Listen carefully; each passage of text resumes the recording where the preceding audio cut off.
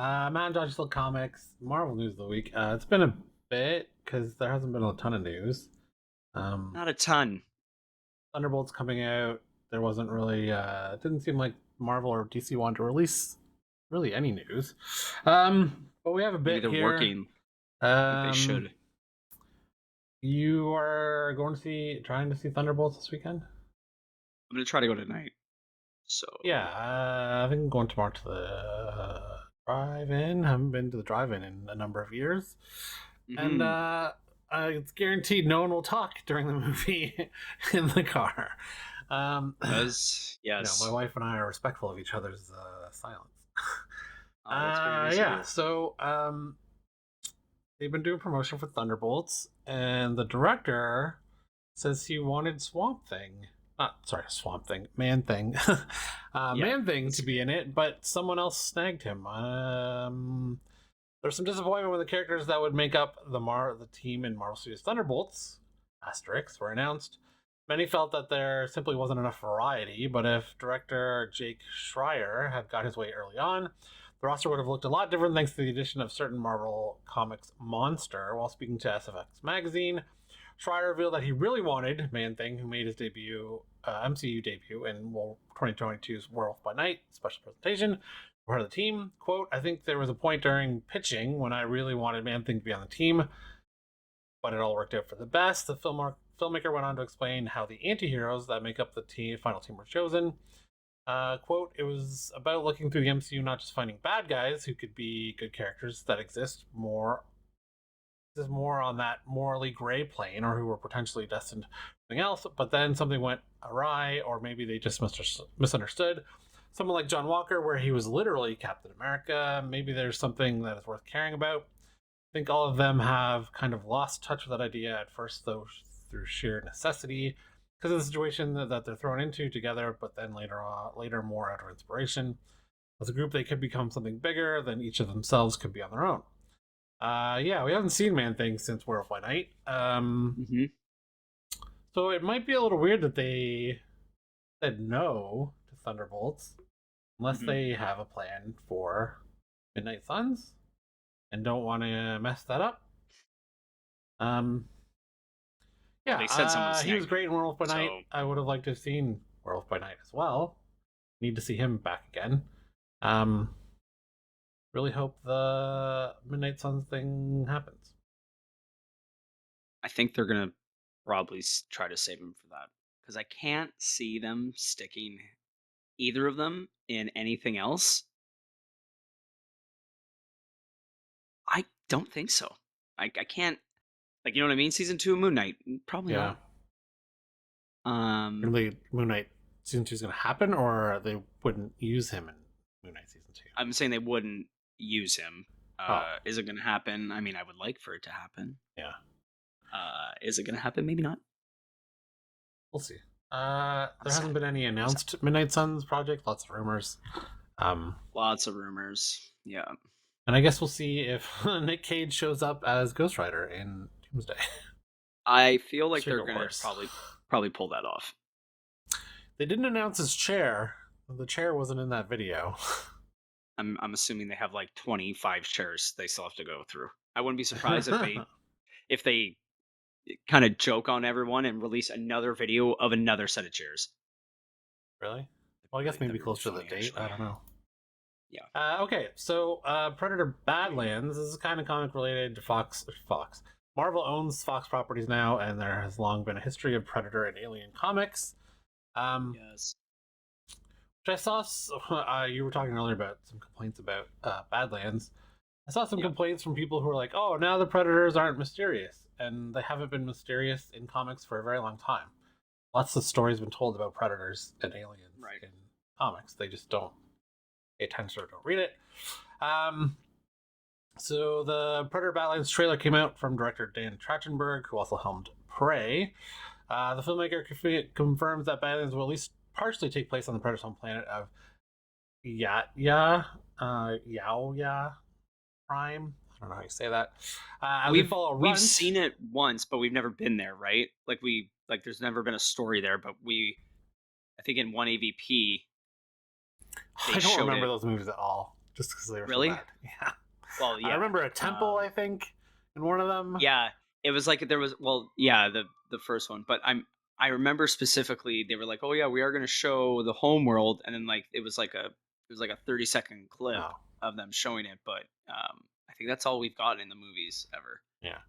Um, so it follows a runt named Deck, who that's why he might look weird with the head, apparently. He's a runt. Runts usually are smaller and look different. Oh Mhm. no. Um, Played in costume motion capture by Demetrius Schuster Olamatangai as he joins forces with a mysterious woman, Elle Fanning, after being exiled from his clan. One of the cool things about the movie is that we're on Yao Prime. There's a lot of in this movie from the extended universe.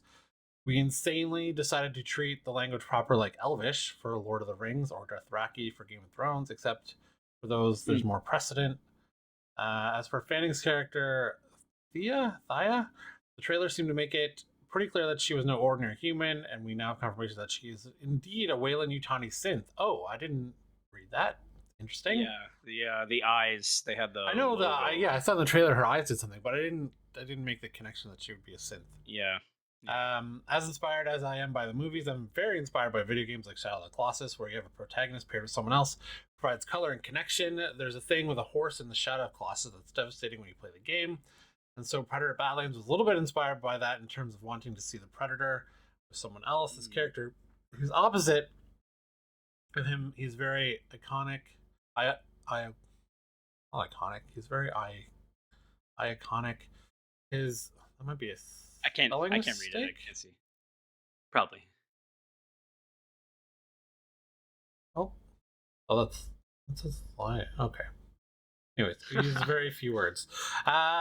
She's capable in ways that he is not physically. She's got a real thing that I'm excited for you guys to see, but I want to let eventually some of that speak for itself. As it turns out, Fanning will actually play a dual role as twin sisters. Oh, you seem two versions of Oh. the same android model.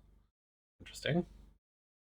Finally, Trashbird makes it clear that it's going to be a very different kind of Predator movie. It's a big crazy swing, and I think that's what drives butts into seats. If you want the same old Predator experience, you can hit play on Predator or Prey or any other, whichever one is your fit.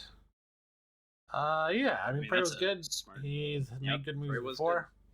before. Looking forward to the animated one too that he directed. So excited. Yeah. I'm very I have faith. I have faith in Danny T. Speaking of Predator, let's talk about aliens now. Um, Ho ho ho. so we recently learned that Alien Romulus director Fede Alvarez is working on the script for a direct sequel to the blockbusting sci-fi horror movie, and it sounds like Wild. the follow-up might just lay the groundwork for a new Alien versus Predator film. Oh my god. Well, I would assume this all depends. Like, if both Predator Badlands and this new one do well, then they'll do it. But Yeah. if one doesn't Yeah. do well, the other one does, then they'll probably shelve it. Alvarez confirmed that he's currently developing the story during a recent interview with Empire, while promising that the movie will take the classic franchise into uncharted waters. Roto and I are working on that right now. We're excited about it. We're excited about where it can go. We've also checked all the boxes of things that I want to see in Romulus and brought back a lot of the things I haven't seen in a while.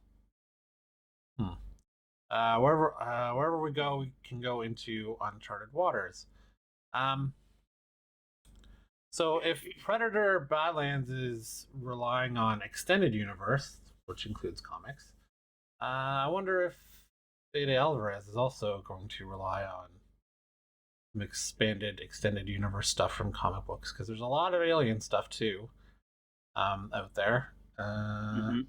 Currently, there is an awesome Aliens versus Avengers what if storyline in the comics that has been fantastic. Really? Yeah, like the aliens show up on Earth, they pretty much decimate the human race because they're like, apex predator killing machines. Most of the Avengers are in their like 70s or 80s when the book starts. Tony Stark's like 95 years old in like this wheelchair thing. Yeah, yeah. The Hulk is like old and gray. Yeah, it's really good. That's pretty cool. Yeah, there's only been 3 so far. It's coming out like I think every third month. Yeah, it's been really good. So yeah, let's do an Alien versus Avengers crossover at some point. Okay, so Yeah. since there wasn't a lot of Marvel news, I picked this one out. Okay. We can go over who might be a villain for the Avengers in a post Secret Wars MCU. We think this is a good idea. Okay. Okay. Okay. So Count Nefaria is listed number 8. Count Nefaria was created by writer Stan Lee and artist Don Heck when first appeared in Avengers 13 in 1965. The wealthy Italian aristocrat's real name is Lucino Nefaria, and while he initially possessed no innate superhuman abilities, he used his vast wealth, intelligence, and resources to become a formidable threat. Later, he did gain a host of powers, including superhuman strength, speed, durability, flight, energy projection. He also possesses the ability to absorb and manipulate ionic energy, making him a worthy opponent to Earth's mightiest heroes. Count Nefaria has been involved in various criminal activities, including extortion, theft, world domination, and we'd say a fitting choice of villain to battle the MCU's Avengers, as well as ruling an international crime syndicate known as Magia. His daughter, Madame Masque, is also a force to be reckoned with. Might be like a one and done villain. I'm not getting long term vibes. These are probably not long term vibes. Overall, bad guys. Michael Korvac, often known simply as Korvac, was created by writer Jim Shooter and artist George Perez. West in peace. Debuting in the pages of Giant Size Defenders number 3 in 1975. A computer technician from an alternate reality, 31st century, Korvac was transformed into a cyborg by the alien race known as the Badoon. After gaining immense power and knowledge, he became disillusioned with his humanity and sought to ascend it to godhood by traveling back in time to the 20th century Marvel Universe, capable of absorbing and manipulating cosmic energy. He pushed the Avengers to the limit. One of Korvac's most notable storylines was the Korvac Saga, which unfolded across various Marvel titles, including Avengers and Thor. During this storyline, Korvac's quest for godhood led to a massive confrontation with Earth's mightiest heroes, and that's a story we'd love to see played on screen. That was before my time. I know nothing about it. It sounds like it was a good storyline. The future, coming from the future, it's kind of maybe not played out a bit because of the multiverse thing. So maybe they alter his story a bit. The UFOs, not the iPhones. These guys could never headline an Avengers movie, but the UFOs still have potential to be a great secondary threat, which finally pits the MCU heroes against a group of baddies. Oh, and for those wondering, this lot was created by Bill Mantlo and artist Sal Buscema for the Incredible Hulk 254 in 1980. UFOs gained their powers through a similar accident to the one that transformed Bruce Banner into the Hulk.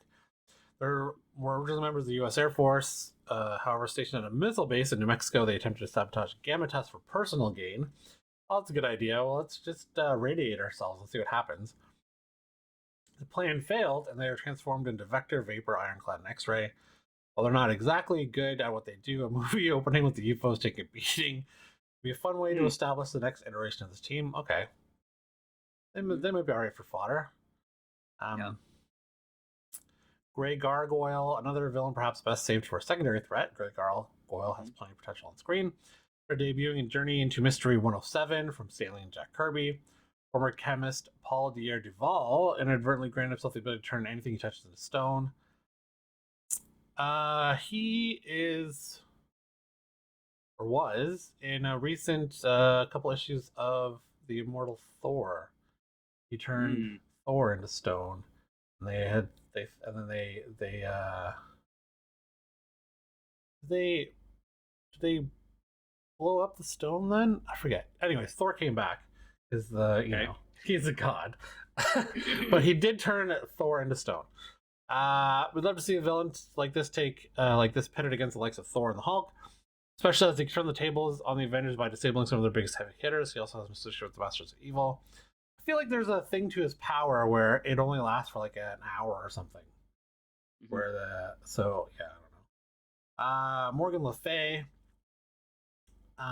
first appearing in the pages of Black Knight #1 way back in 1955. Morgan Le Fay was dreamed up by writer Stan Lee and artist Joe Meneely, a powerful sorceress with ties to ancient Britain and Arthurian legend. The villain seeks power and dominance over both the mystical and earthly realms, one of the most prominent magical adversaries faced by the Avengers. She's had multiple origin stories over the years, but is typically portrayed as the former apprentice of Merlin. His ambitions and lust for power often lead her down a dark path. LeFay is known for her mystery and dark magic. Grants her a range of abilities, including spellcasting, teleportation, telekinesis, and reality manipulation. The MCU likes to emerge as a mystical threat to Earth's mightiest heroes, and even more formidable than Scarlet Witch. I feel like she'd be, if they were gonna do Excalibur, she's more of an Excalibur villain. Yeah. With that other, is it called Otherworld or Elseworld? Could be like a Midnight Sun situation too. I mean, but I feel like maybe too big of a villain for that. Yeah, it's called Otherworld. Yeah, battles King Arthur's forces Merlin. Blah blah blah. That might be a better one for if they're gonna do Excalibur team up or Captain Britain. Graviton.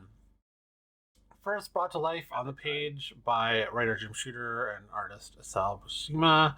The Avengers of 158 in 1977. Franklin Hall was a Canadian physicist who gained his powers through an accident involving an experimental gravity device he created. Hall's body was infused with graviton particles, granting the ability to manipulate gravity at will. His capable of manipulating Earth's gravitational field. Is he too similar to Magneto? That will depend on the execution, but he, without a doubt, deserves better than what we saw in Agents of S.H.I.E.L.D. Oh, was he in Agents of S.H.I.E.L.D.? I dropped off that show at like season 3. I know people really like it, but I don't know. I just didn't. Like, I know Ghost Rider, the Robbie Reyes Ghost Rider was in it too, but yeah. Interesting. Typically depicted as a megalomaniacal and highly intelligent antagonist who believes himself to be superior to humanity. He's another body we wouldn't necessarily build a movie around. Instead, join a certain supervillain team that pushes the Avengers to the limit. Masters of Evil. It's hard to believe that we have never seen the MCU's Avengers battle another team, but perhaps Marvel Studios is saving that for the big screen debut of the Masters of Evil. The group first assembled in Avengers number 6 in 1964. I've counted some of the Marvel Universe's greatest villains among their ranks. Perhaps the most well-known iteration of the Masters of Evil was led by Baron Zemo. This version of the team included villains such as Black Knight, Melter, Radioactive Man, and Enchantress, but Ultron and Dr. Octopus have also led their own versions. We've seen Earth's mightiest heroes fend off aliens and cyborgs, but battle with some good old-fashioned supervillains from Earth would be welcome. Marvel Studios could even bring back some familiar foes from the past, such as Namor, Vulture, and Red Skull. This one actually might have some credence to it, because there's a current Marvel event called One World Under Doom. And in the last issue I read, was issue number 2 in that of One World Under Doom, the storyline's pretty hilarious. So Dr. Doom has become Emperor of the world. He has mandated that everyone gets healthcare, free healthcare, free university education. He has eliminated all borders so people can go wherever the work is. There's no need for immigration and asylum, etc. He's banned all wars, so other countries can't fight each other anymore. Anyways, it's pretty funny that he's the Fantastic Four and Avengers don't believe that he's, that's his ultimate goal is to make the world better. So they're trying to, fight him and figure out how he's taking over the world, giving everyone socialized medicine and free university education. But at the end of the second book, I'll pull a spoiler there. The Avengers are teaming up with the Masters of Evil to defeat Doom. Really? Yeah. So they show up. That's crazy. Yeah, well, you can't give people free university education. That's too easy. Yeah, that's pretty funny. Okay, and last but not least, which we might already have this person, depending on Secret Wars, I guess, if he sticks around or if he's actually in there. Dreamed up by writer Jim Shooter and artist Mike Zeck, the Beyonder first appeared in Secret Wars number 1, 1984. We still think it's possible that he'll make his MCU debut in Avengers Secret Wars. That was the original plan anyway, but we think he deserves more than just being a super powerful Kang the Conqueror variant. An enigmatic and virtually omnipotent being who exists outside the conventional Marvel universe. He's characterized by his vast cosmic power, his curiosity about the nature of existence. Essentially, he's the embodiment of the Beyond realm, a dimension beyond the known multiverse. Whether he transports the MCU superheroes and supervillains to a planet called Battleworld to make them fight each other, or it simply serves as a cosmic threat. There are lots of directions to take the Beyonder in, and with Doom now taking center stage, we'd save this guy for a future movie that perhaps revisits the multiverse. Uh, they're gonna revisit the multiverse. It's got to be like a good 5 years before they come back after this. Minimum. Minimum. After they've destroyed the multiverse in the next two movies. It'll be. I honestly, I do feel like it'll be interesting which way they're gonna go in the terms of they have to keep it open, but they can't go too big and they can't go too small. So it's like I don't know, man. It's interesting. Yeah, if you want like a cosmic threat, you could do Annihilus from the Hmm. negative. The The negative one? void, No. the the Uh, yeah, the negative zone. I don't know why I mixed that up with what's the Superman one? Where they send Zod, not the negative zone. The negative zone? Or is it the same I thing? thought it was. I thought Yeah. it was. See, yeah, you're getting them mixed up. Superman send the Phantom Zone. I don't know. I Phantom always Zone. yeah, same thing. I'm sure. And it uh, says no, the void is it's the place that was in yeah, that's what it's called. Not the negative zone. there's a lot Not of in Marvel. similarities in comic books There's that too I many think. zones. Yeah, there's too many zones. Um, okay, so let us know who you want to see as a comic book villain. Then the Avengers face in the next iteration of the Avengers, whoever's gonna Yeah, be in that team. I guess we'll find out after Secret Wars. it's gonna be Um, wild. yeah. Okay. Well, we know the X-Men are headed for the big screen again. This time under Marvel's direction, not Fox's. So we're looking for who's going to be the next big villain. Looks like it might be Mr. Sinister. Looks like our team of mutant heroes will be facing off against Mr. Sinister, the upcoming X-Men reboot. Although this isn't the first time that we've heard Dr. Nathaniel Essex that might be introduced in the movie. The script has reportedly gone through a few changes over the past few months. However, Daniel Rickman believes that Sinister is still the main villain in the most recent draft. Though new actors will almost certainly be brought in to play the main characters for this reboot, most of the cast of the 20th Century Fox era films are set to return for Doomsday. They're also expected to appear in Secret Wars, so the OG team might factor into the new X-Men's debut in some capacity. Though no casting announcements have come in, several actors are believed to be on the radar. Harris Dickinson, Baby Girl, The Iron Claw, Triangle of Sadness. Okay, so I don't know any of these people. Mm. Yeah, I don't know. Uh, I didn't watch Iron Claw. oh, he was in Right. Yeah. Murder at the End of the World. He was good. Hmm. Jack Champion. I have not seen the new Avatar or Scream 6. Are you still watching the Scream movies? No, I haven't watched any of them.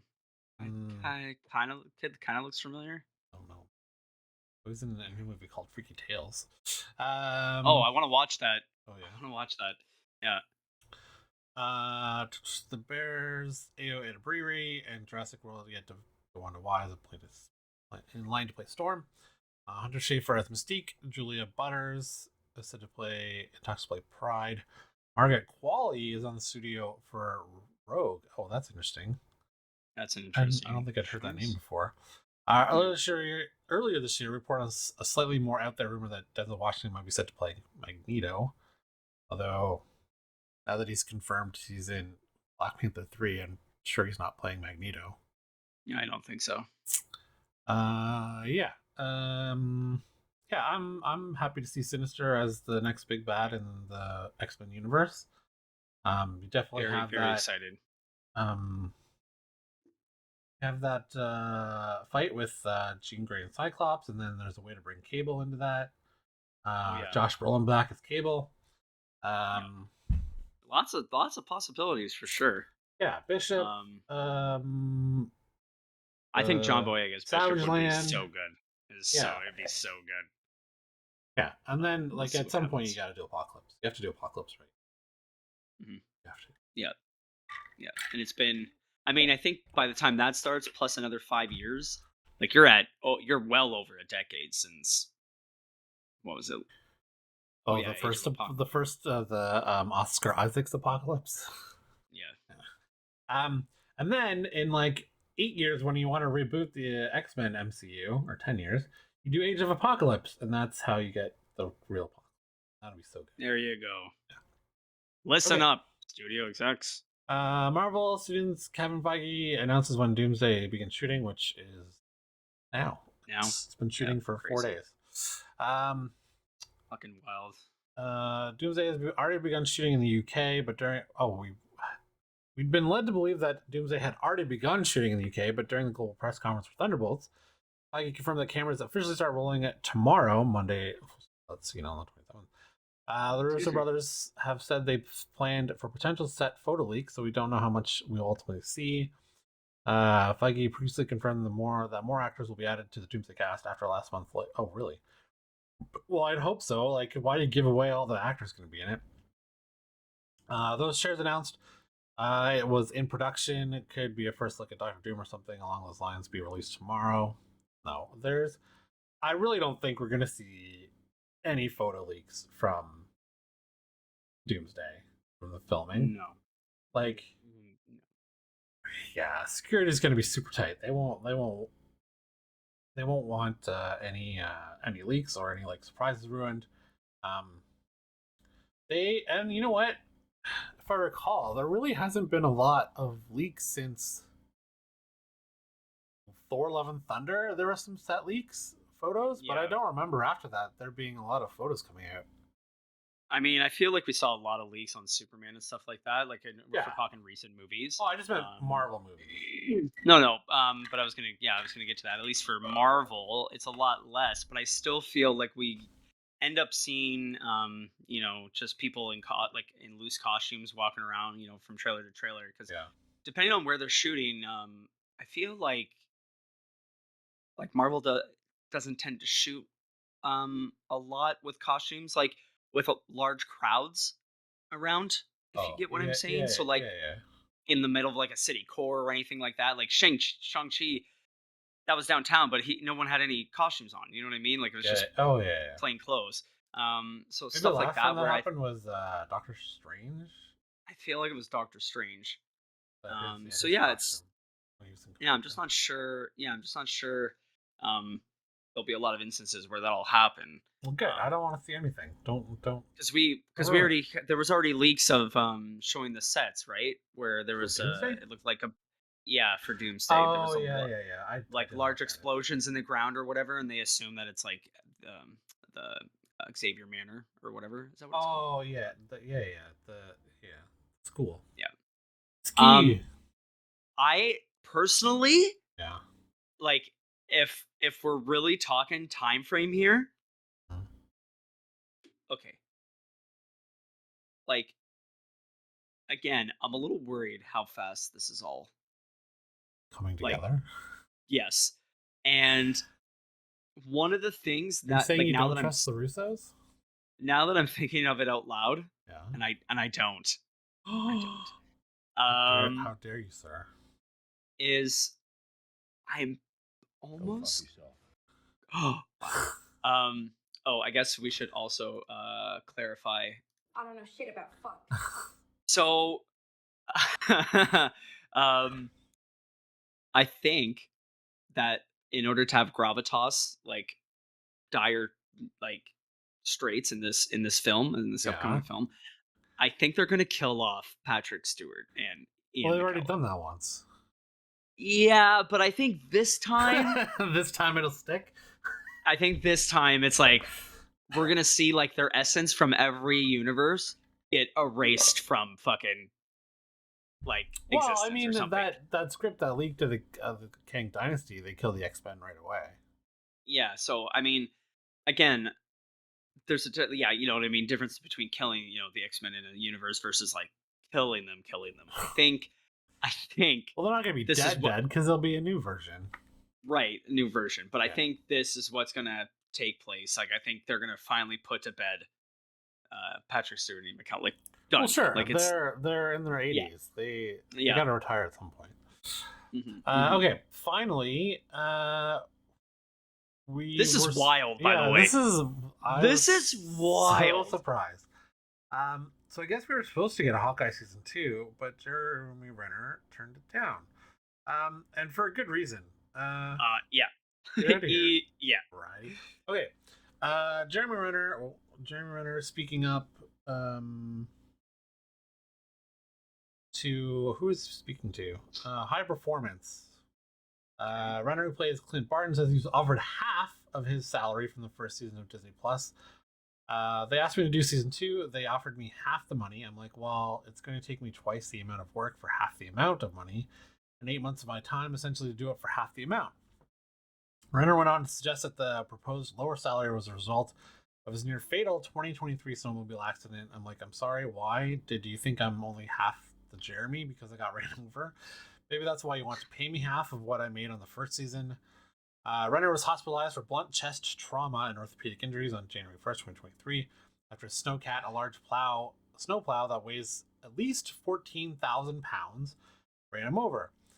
The actor was trying to help his nephew out of the snow near his home in Lake Tahoe when the snowcat crushed him. His injuries included 8 ribs broken, 14 places, a broken right knee, an ankle, a broken left leg tibia, an ankle, a broken right clavicle and shoulder, and more. This is not Marvel, mind you. This is like just Disney, not even really Disney. It's just the penny pinchers, the accountants. I told them to go fly a kite. I mean, just at the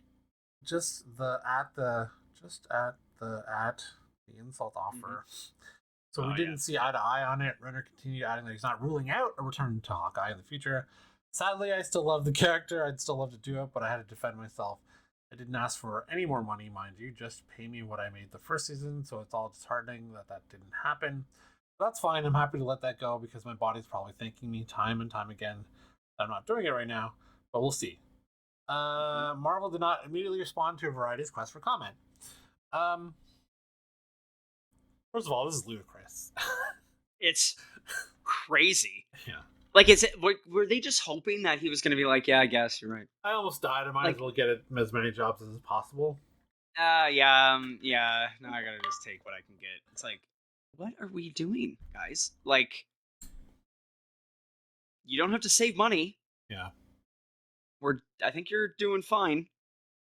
Like, if Hawkeye season 1 did well enough that they want to do season 2, why would you lowball an actor who has gone through a massive amount of trauma in his life and he needs a reason? Insane. Yeah, like he has, money. I'm sure he's set for life.